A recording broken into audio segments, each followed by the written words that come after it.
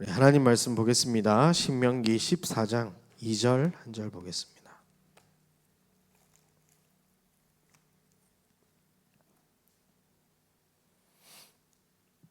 신명기 14장 2절, 제가 가진 성경 284쪽에 있습니다. 우리 한 목소리로 봉독합시다. 너는 내 하나님 여호와의 성민이라.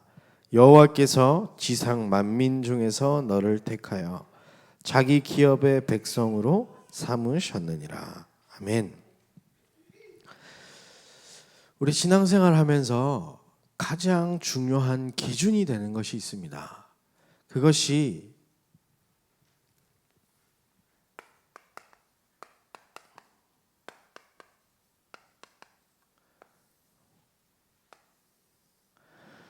종교와 복음을 구분하는 것입니다. 흔히들 우리가 너 종교가 뭐냐 물어봤을 때 기독교입니다 이렇게 대답하지만 그것은 세상 사람들이 분류해 놓은 카테고리 속에서 나온 것이지 성경은 종교와 복음을 명확하게 구분짓고 있습니다. 그래서 우리 이번 주 강단 말씀을 보면서 이 중요한 부분들을 우리가 가지고 나를 점검해 봐야 될 것입니다. 혹시 내가 예수 그리스도 이 복음을 가졌는데 내가 혹시 종교 생활을 하고 있지 않은가?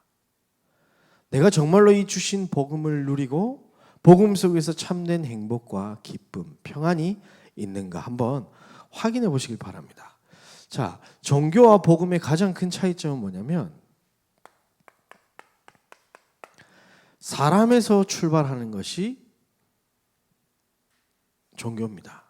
그러면 복음은 하나님에게서부터 출발하는 겁니다. 종교는 인간이 만들어내는 거예요. 뭐 하기 위해서요? 하나님을 찾아가기 위해.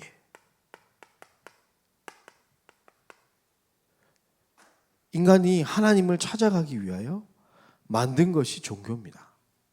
얼핏 보면 괜찮은 얘기 같죠. 좋은 얘기 같죠. 그런데 복음은 무엇이냐? 인간 스스로 하나님을 절대로 만날 수가 없기에 하나님이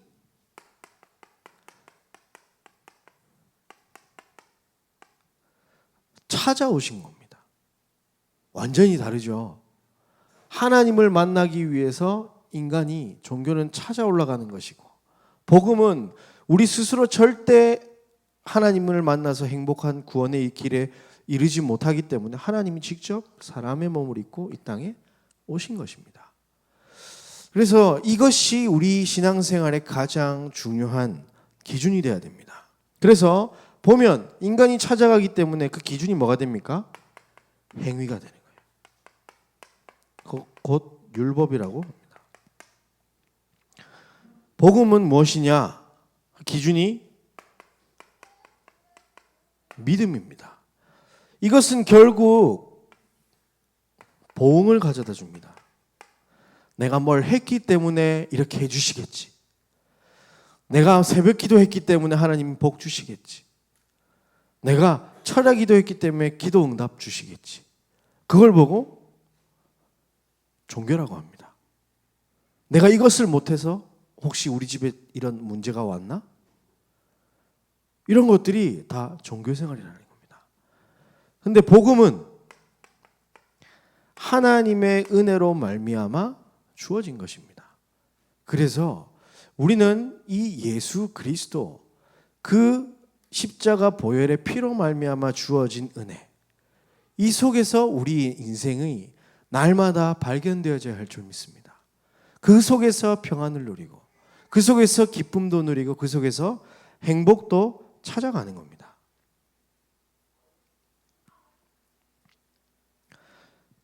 그래서 제목 우리 강단 말씀처럼 오직 복음으로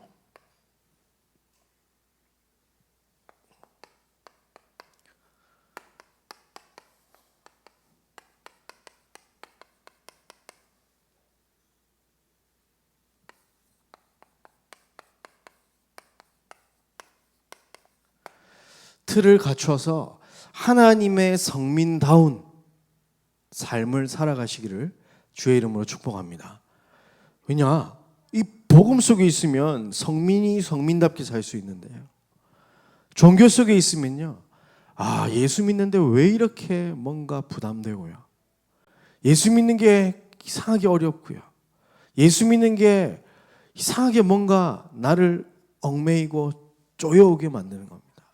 그런데 복음 속에 있으면 뭔가 자유롭고요. 뭔가 행복하고 기쁨이 넘치는 그것을 찾아 누리셔서 성민의 축복 다른 사람에게 사단에게 뺏기지 마시길 바랍니다. 자, 우리 강단에서 그래서 성민의 삶을 얘기하셨어요. 어떻게 살아야 하는지에 대한 부분들을 쭉 말씀하셨는데 우리 읽진 않았지만 14장 1절에 보니까 이제 장례 절차에 대해서도 막 말씀하셨어요.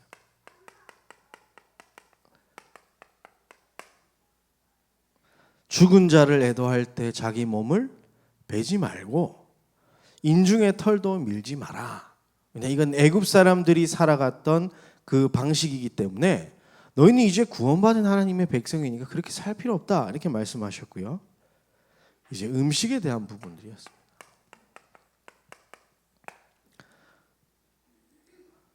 굽이 갈라졌는데 새김질하는 짐승은 정결하니까 먹어도 되지만 굽은 갈라져 있지만 새김질하지 않는 짐승은 부정하니 먹지 말라 그랬죠. 한마디로 얘기하면 소고기는 먹어도 되는데 돼지고기는 먹지 말라 성경에 이렇게 기록되어 있잖아요. 저는 얼마나 혼자 웃었는 줄 아십니까? 우리 식당 이번 당번하시는 분들이 일부러 알고 만드셨는지 모르겠는데 눌리나 안 눌리나 확인하려고 돼지고기를 만드셨나. 돼지고기로 이렇게 점심을 먹는데 너무 많이 먹어가지고 배가 이만큼 나왔는데 성경이 분명히 먹지 말라고 했지 않습니까? 먹어야 됩니까? 말아야 됩니까? 먹어야 됩니까? 말아야 됩니까? 성경이 먹지 말라는데요. 막 우긴다고 되는 게 아니지 않습니까? 그죠? 생선도 지느러미와 비늘이 없는 것은 먹지 말라고 그랬어요. 그런데 얼마나 잘 먹습니까? 그럼 뭡니까? 모른 척하고 먹는 겁니까? 못 본 척하고요? 아니죠. 오늘 이 부분에 대한 분명한 이유를 좀 우리가 확인해야 될 것입니다. 자, 그리고 11조에 대한 부분도 말씀하셨어요. 읽진 않았지만 우리 14장 후반부 쪽에 보면 22절 23절에 보면 너는 마땅히 매년 토지 소산에 11조를 드릴 것이며 내 하나님 여호와 앞 곧 여호와께서 그 이름을 두시려고 택하신 곳에서 내 곡식과 포도주와 기름의 11조를 먹으며 또 내 소와 양의 처음 난 것을 먹고 함께 읽겠습니다. 내 하나님 여호와 경외하기를 11조 하는 이유가 이것입니다. 여호와 하나님을 경외하는 것을 배우고 가르치기 위하여서 11조를 반드시 마땅히 하라고 되어 있습니다. 그 의미가 뭐라고 얘기하셨죠? 히브리인의 1이라는 숫자는 모든 것을 포함하고 있는 대표 숫자인 것입니다. 그래서 첫사람 아담이 죄를 지었기 때문에 모든 사람이 죄 속에 빠지게 된 것처럼 하나님은 1이라는 숫자 첫 것에 대한 부분을 통하여서 모든 것을 함께 해 나가고 계십니다. 그래서 내가 11조를 했다는 건 하나님 내가 양심상 혼자 다 먹을 수 없으니 하나님께 일은 떼드리겠습니다. 그게 아니라 하나님을 경외하는 겁니다. 내 인생 모든 것이 하나님의 것입니다. 이를 포함하는 숫자. 그래서 이 분명한 이유를 가지고 해야 되는 겁니다. 그런데 우리가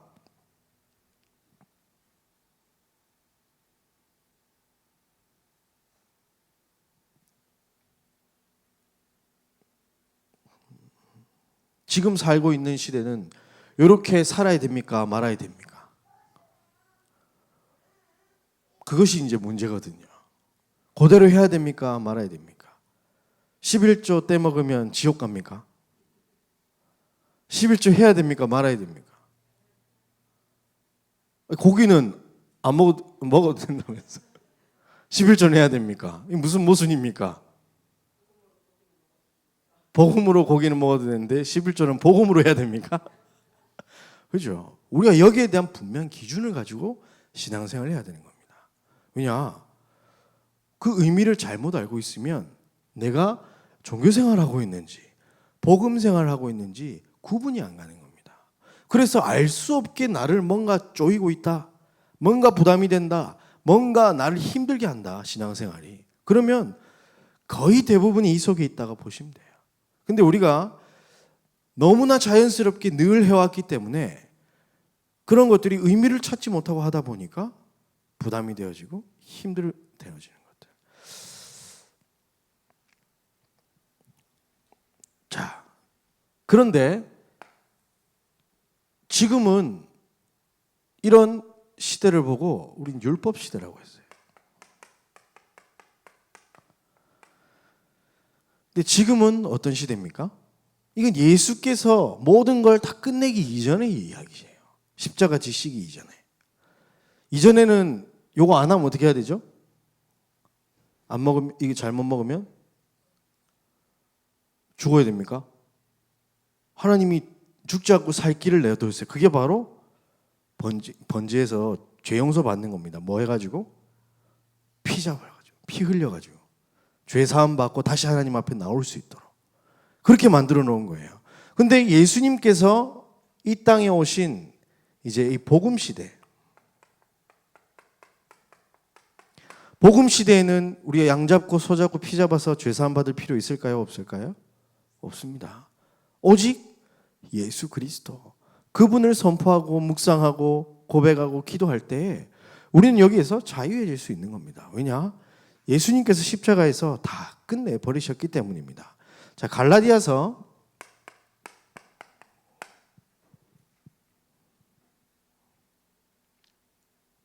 3장 23절에서 25절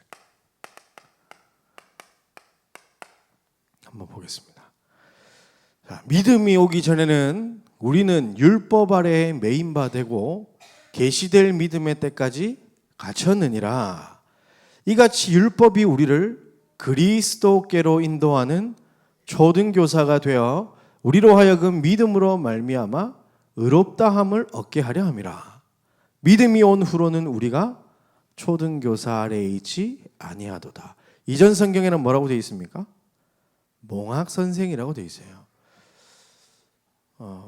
몽학선생 아시는 분 계십니까?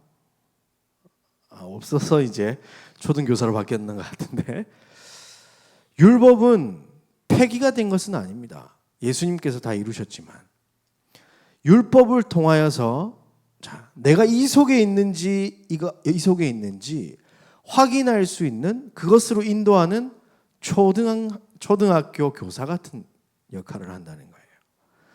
율법이 있어야 기준이 있지 않습니까? 내가 어떻게 합니까? 내가 하나님을 찾아갈 수 있는가? 내가 내 행위로 의롭다함을 받을 수 있는가? 여러분 10계명의 1계명이라도 지키실 수 있습니까? 1계명이 뭐죠? 나 외에는 다른 신을 섬기지 마라. 하나님보다 사랑하는 것 한 번도 없었습니까? 아니요. 그것을 보면서 율법을 통해서 나는 그리스도가 필요하구나. 지금 이 그리스도가. 예전에는 어땠습니까? 그런 범죄를 하면 양 잡고 소 잡고 피 흘려야 됐는데 지금은 어떻다고요? 나한테 지금 그리스도가 필요하구나. 나는 율법을 지킬 수 없는 존재구나. 스스로 하나님께 나아갈 수 없는 존재구나. 절대 나 스스로 할 수 없구나 하는 부분들을 인정하게 만드는 초등교사라는 겁니다. 그리고 5장 17절, 마태복음 5장 17절.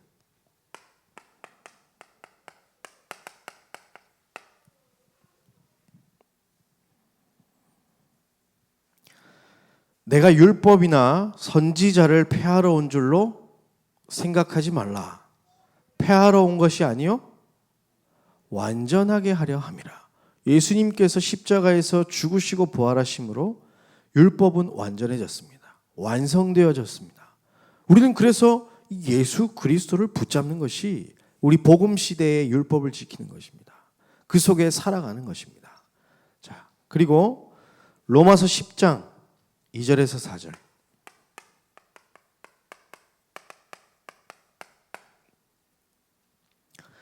내가 증언하노니 그들이 하나님께 뭐가 있다고요? 열심히 있으나, 이 행위 열심히 있으나 올바른 지식을 따르는 것이 아니니라. 하나님의 의를 모르고 자기 의를 세우려고 힘써 하나님의 의에 복종하지 아니하였느니라. 지금 이 얘기를 하고 있는 겁니다. 하나님의 의는 뭐죠? 우리 인간 스스로 할 수 없기 때문에 이 땅에 독생자 예수 그리스도를 보내서 내가 너와 함께 할 것이다. 이것이 복음인데, 이 사람들은 뭐죠? 자기 일을 위해서 하나님께 열심히 있는 사람들인 거예요. 다음 절 보면요, 그리스도는 모든 믿는 자에게 의를 위하여, 의를 이루기 위하여, 함께 읽겠습니다, 율법의 마침이 되셨느니라. 그렇습니다. 이제 끝났습니다. 어떤 시대에 살고 있기 때문에? 복음 시대에 살고 있기 때문에. 갈라디아서 6장 11절에서 18절 보겠습니다.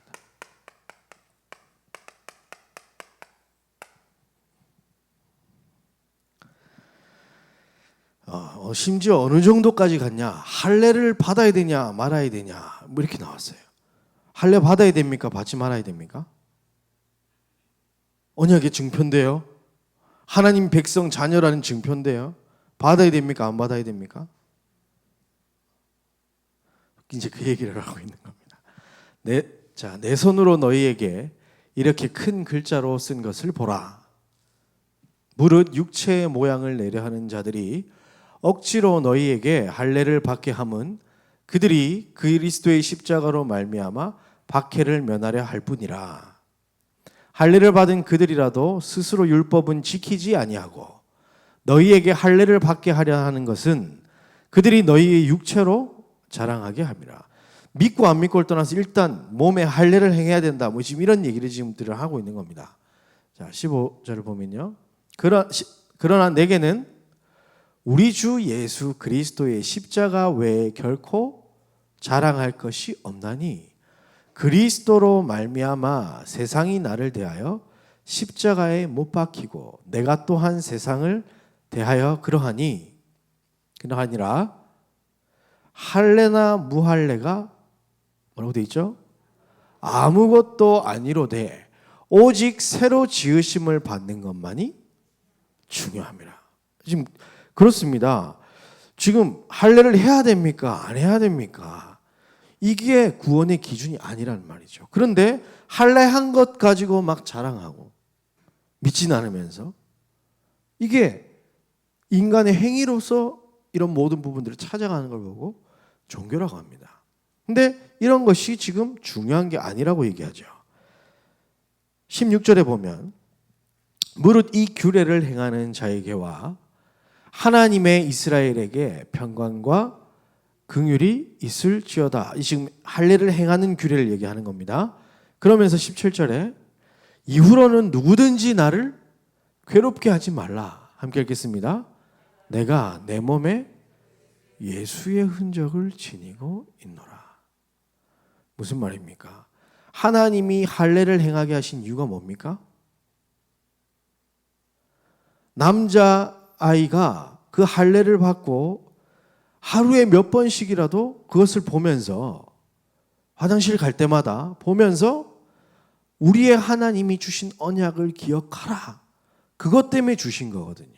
그래서 바울은 뭐라고 하죠? 지금 할례 한 게 중요한 게 아니지만 내가 내 몸에 예수 그리스도의 흔적을 가지고 있다. 여러분 예수 흔적을 지니고 사시기를 주의 이름으로 축복합니다. 우리가 이 율법 속에서 찾아내야 될 중요한 부분입니다. 그리고 로마서 2장 28절에서 29절 보면 무릇 표면적 유대인이 유대인이 아니요 표면적 육신의 할례가 할례가 아니니라. 오직 이면적 유대인이 유대인이며, 함께 읽겠습니다. 할례는 마음에 할지니. 그렇게 되어 있습니다. 무슨 말입니까? 곧 믿음으로써 구원받는 거지. 육신적인 행위로 할례를 받고 안 받고 그것이 구원의 척도가 아니라고 말하는 것입니다. 로마서 3장에도 보면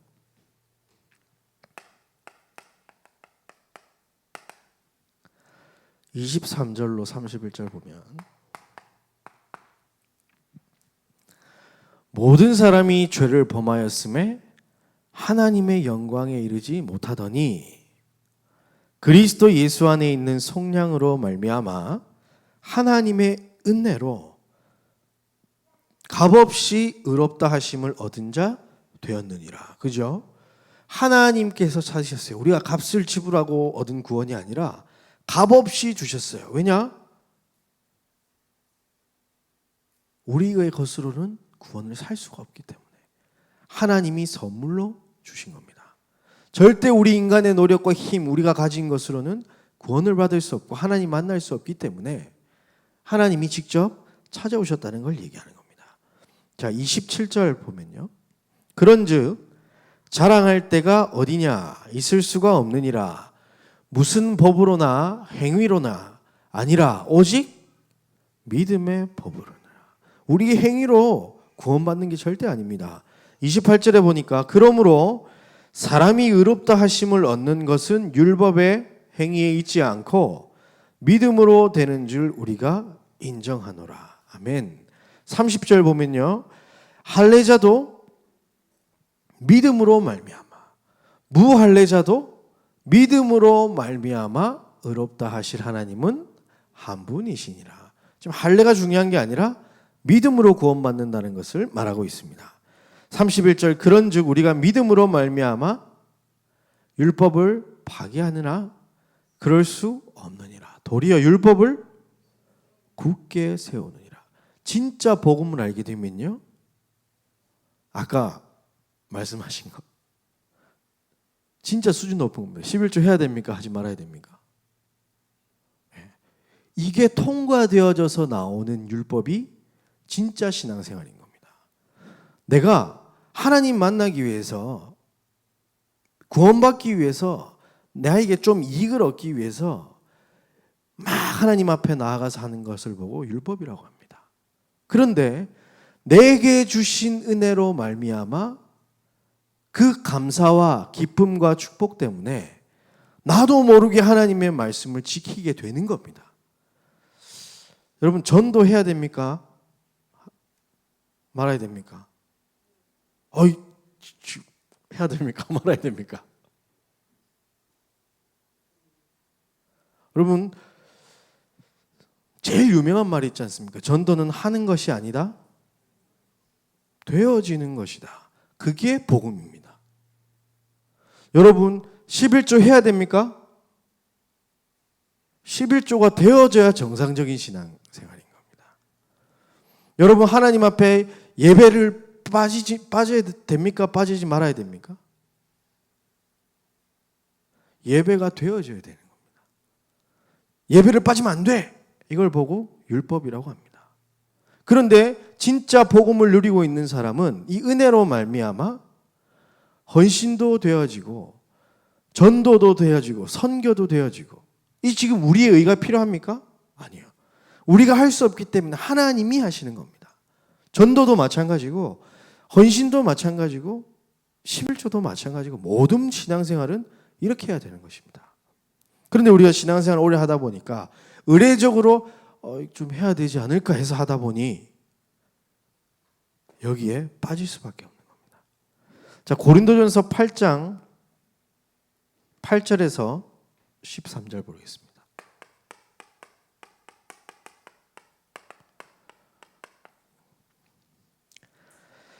음식은 우리를 하나님 앞에 내세우지 못하나니 우리가 먹지 않는다고 해서 더 못 사는 것도 아니고 먹는다고 해서 더 잘 사는 것도 아니니라. 그런즉 너희의 자유가 믿음이 약한 자들에게 걸려 넘어지게 하는 것이 되지 않도록 조심하라.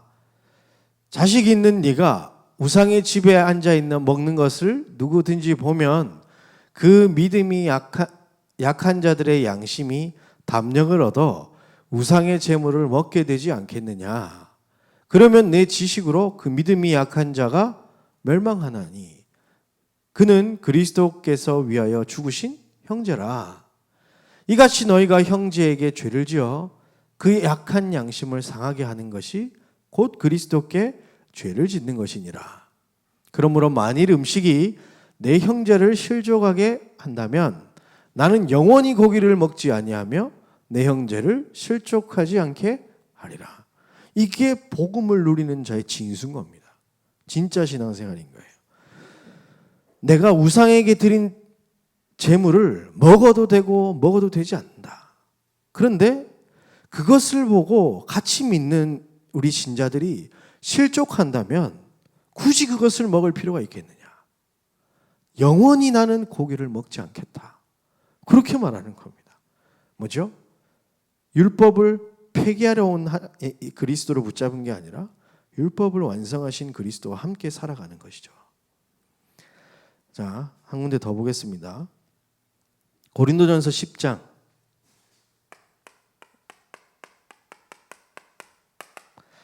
23절에서 31절.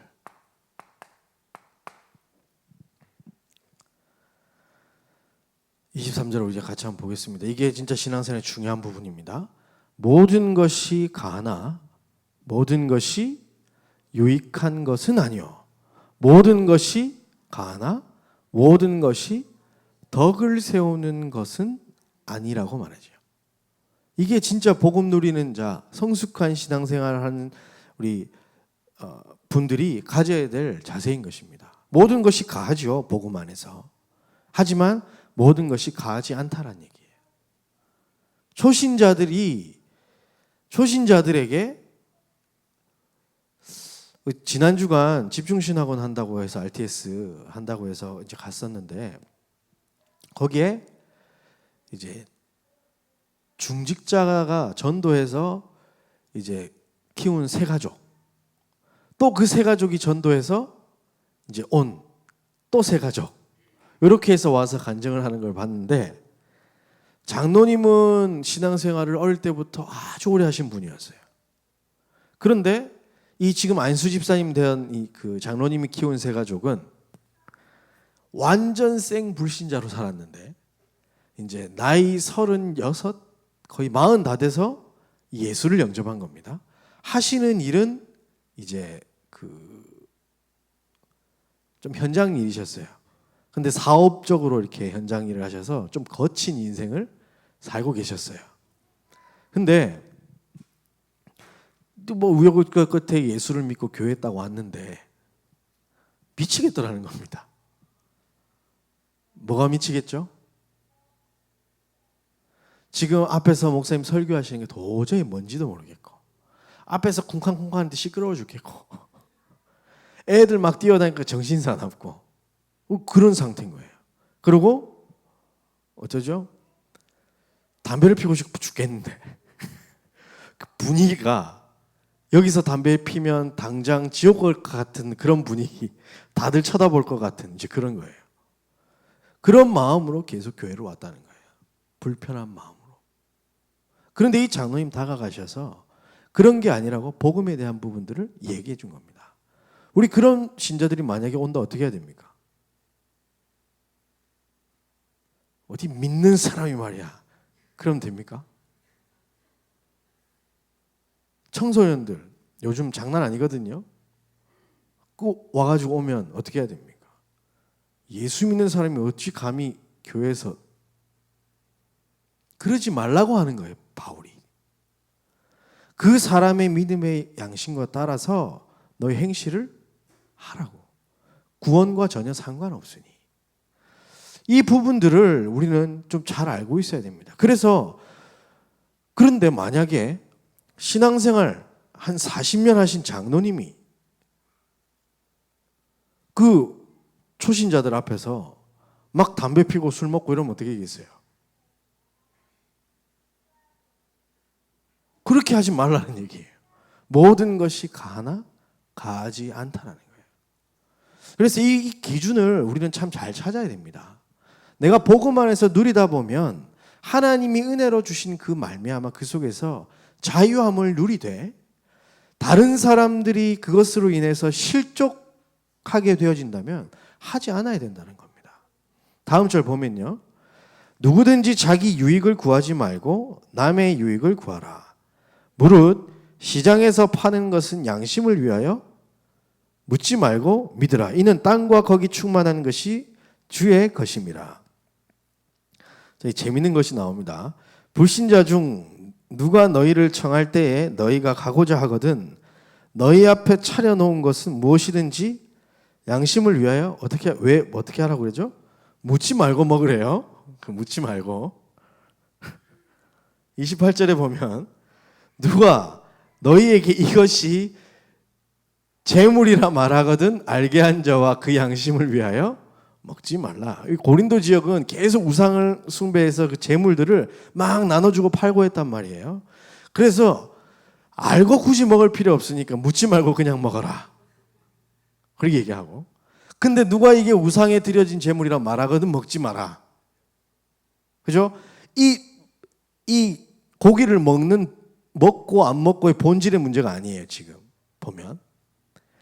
자, 다음 절 보면 내가 말한 양심은 너희의 것이 아니요 남의 것이니 어찌하여 내 자유가 남의 양심으로 말미암아 판단을 받으리요 만일 내가 감사함으로 참여하면 어찌하여 내가 감사하는 것에 대하여 비방을 받으리요. 결론입니다. 10장 31절. 31절요. 그런즉 너희가 먹든지 마시든지 무엇을 하든지 다 하나님의 영광을 위하여 하라. 어떤 것이 하나님의 영광이 되겠습니까? 그것을 잘 보고 판단해서 행동하라 하고 말하는 겁니다. 그래서 우리는 나를 정죄할 필요도 없고 다른 사람을 정죄할 필요도 없습니다. 일단 그리스도로 말미암아 하나님의 자녀가 된 모든 사람들은 그 누구도 결코 정죄할 수 없음을 믿습니다. 그런데 우리가 스스로를 정죄하면 안 되는 거죠. 근데 율법에 있으면 꼭 그렇게 돼요. 다른 사람도 정죄하게 되고. 그래서 강단에서는 진짜 중요한 말을 했습니다. 율법 정신은 있어야 하지만 복음 안에서 자유함을 누리라. 율법을 막 무시하고 살아가는 거 아니고 율법이 아까 뭐라고 그랬죠? 초등교사. 율법으로 인해서 내가 그리스도가 필요한 존재임을 깨닫고 그리스도 안으로 들어가서 하나님이 주시는 진짜 행복과 평안함을 누리라는 겁니다. 그래서 우리의 인생이 이 속에서 되어지는 응답을 받아갔으면 좋겠습니다. 자, 여기서 질문 하나 더 하겠습니다. 사모를 해야 됩니까? 말아야 됩니까?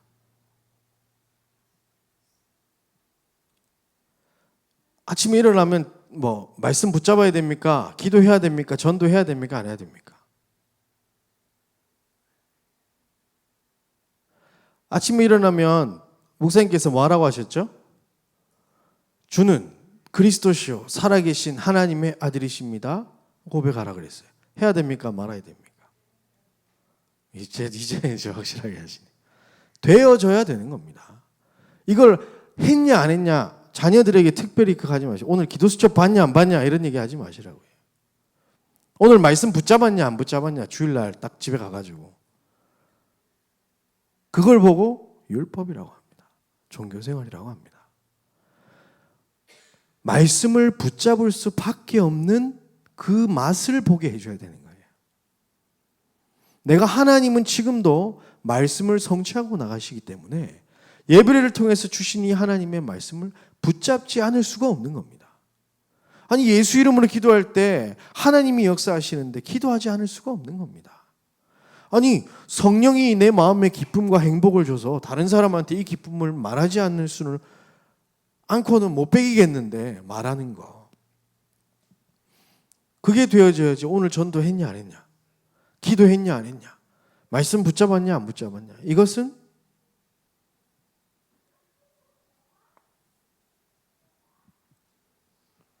자기도 힘들고 다른 사람도 힘들게 만드는 겁니다. 복음 안에서 율법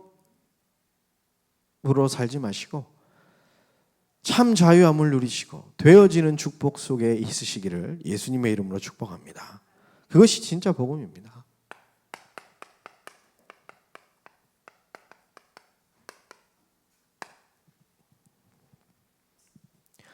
우리는 천하 만민 중에서 구원받은 하나님의 성민으로 그 기업의 축복을 받았습니다.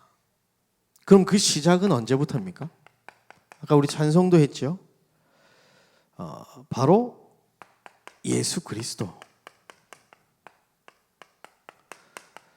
주 예수께서 내 마음에 오신 그때부터 우리는 성민의 축복을 받게 되는 거예요. 그 이전에는 안타깝게도 바르게 살았든 뭘 했든 성민의 축복을 받을 수 없지만 예수 그리스도께서 내 안에 오신 그때말로 성민의 축복을 받고 주시는 신분과 권세를 가지고 살아갈 수 있습니다. 이 신분과 권세 얘기하려면 시간이 너무 많이 가기 때문에 주보 뒤쪽을 좀 참조해 보시고요. 자, 그러면 이 성민의 축복을 어떻게 유지하겠습니까?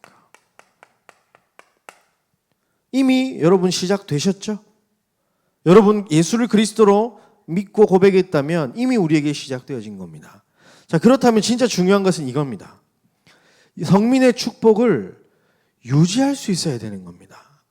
유지할 수 있어야 되는 거예요. 이게 주셨는데 내가 모르고 까먹고 사용하지 않고 살아간다면 어떻게 되겠습니까?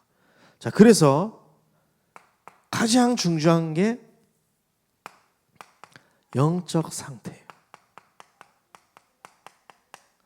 내 영적 상태가 이 속에 있냐, 이 속에 있냐, 종교와 율법 속에 있느냐, 참 복음 속에 있느냐에 따라서 모든 것이 달라지게 되는 겁니다.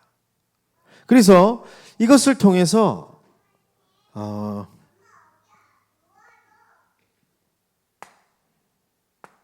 나와 함께 하시는 하나님, 우리와 함께 하시는 하나님, 모든 것을 합력하여서 선을 이루고 계시는 하나님, with 임마누엘 원네스, 이 축복을 확인하는 겁니다. 이것이 신앙생활할 때 복음으로 틀을 갖추고 유지해 나가는 유일한 방법입니다.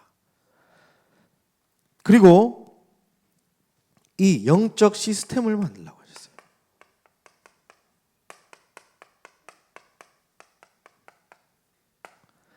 바로 이것은 예배를 통해서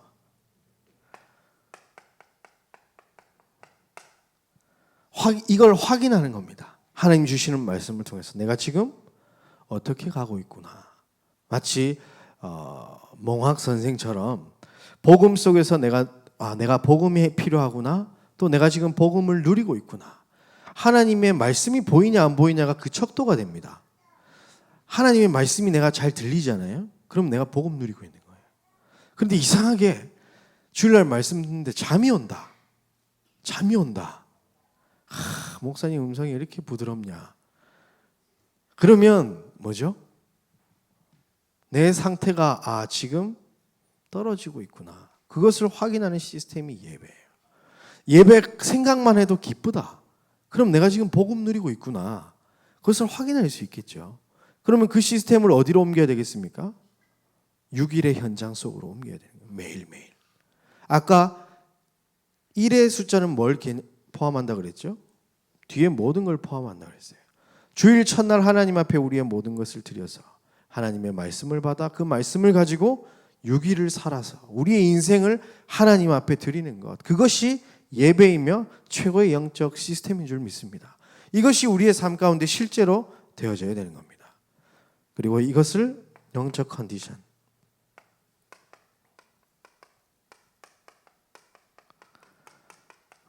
이것으로 여러분이 행복을 찾을 수 있으시다면 된 겁니다. 나는 복음으로 너무 행복하고 예배 드릴 때마다 너무 행복하고 그래서 매일매일 그 속에 내가 사는 것. 해라! 이게 아니라 어떻게 한다고요? 되어지는 축복. 그러면 이제 성민의 사명입니다. 오늘 보니까 우리 본문에 보니까 14장 2절에 지상 만민 중에서 너를 택하여 자기 기업의 백성으로 삼으셨느니라. 하실 일이 분명히 있는 겁니다. 우리를 통하여. 무엇을 해야 됩니까?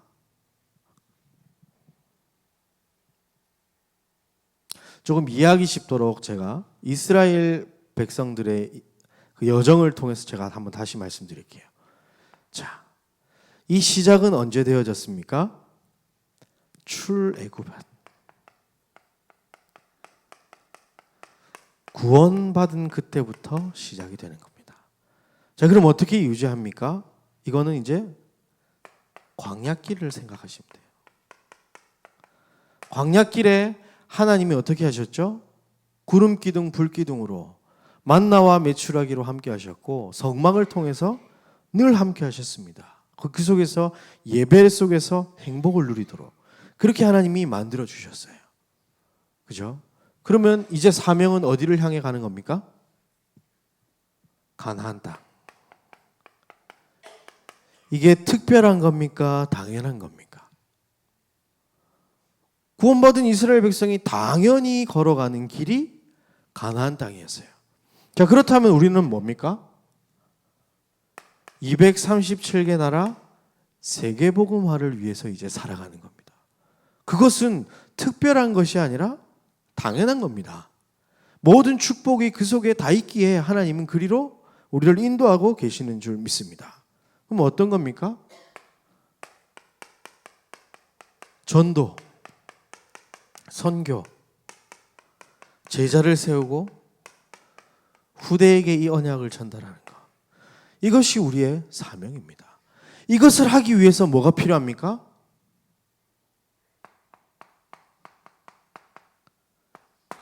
교회가 필요한 겁니다. 이거 하기 위해서 교회가 필요한 겁니다. 그래서 우리 성도님들이 한 분 한 분이 다 이 응답을 받으셨으면 좋겠어요.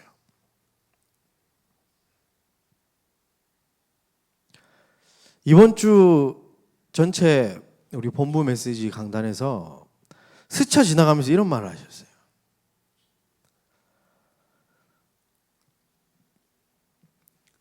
이 은혜는 그 어떤 값을 주고도 살 수 없기 때문에 거저 주신 거지 공짜라서 그래 준 게 아니다. 그러면서 이런 말씀하셨습니다. 이 받은 은혜가 사명으로 바뀔 때 하나님의 역사는 시작된다라고 얘기하셨어요.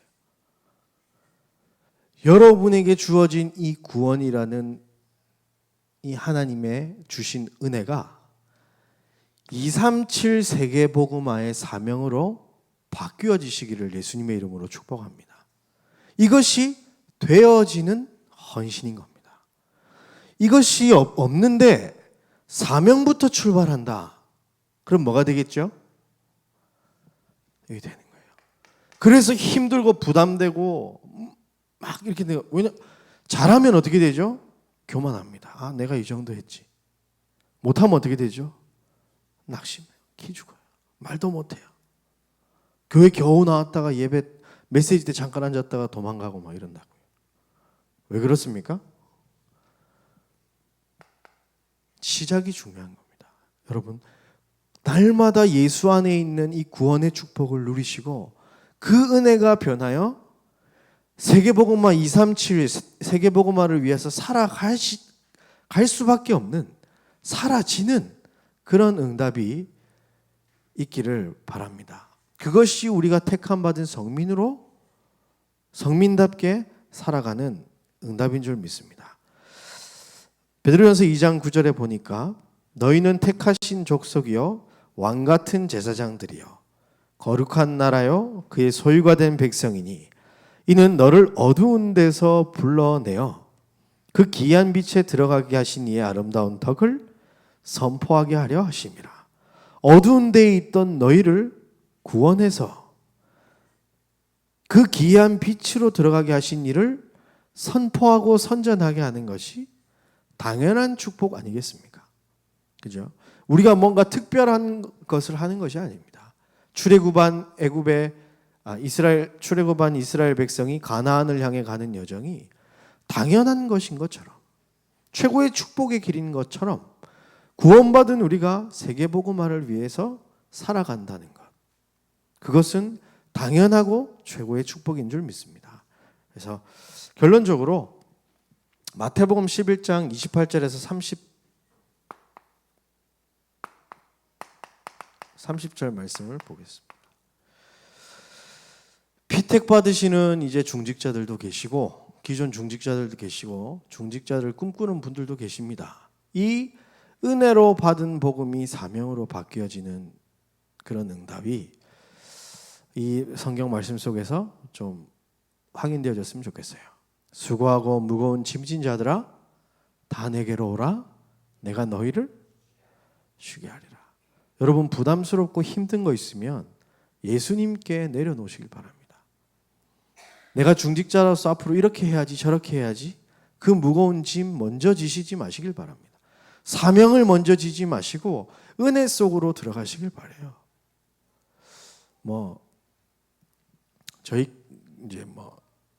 이제 혹 그러시는 분들이 계실까봐 얘기하는데 피택 중직자들 중에 지금 계산기를 두드리고 계시는 분이 있다. 내려놓으시길 바랍니다. 누구에게? 예수님 앞에 내려놓으시길 바라요. 사명부터 출발하면 이렇게 됩니다.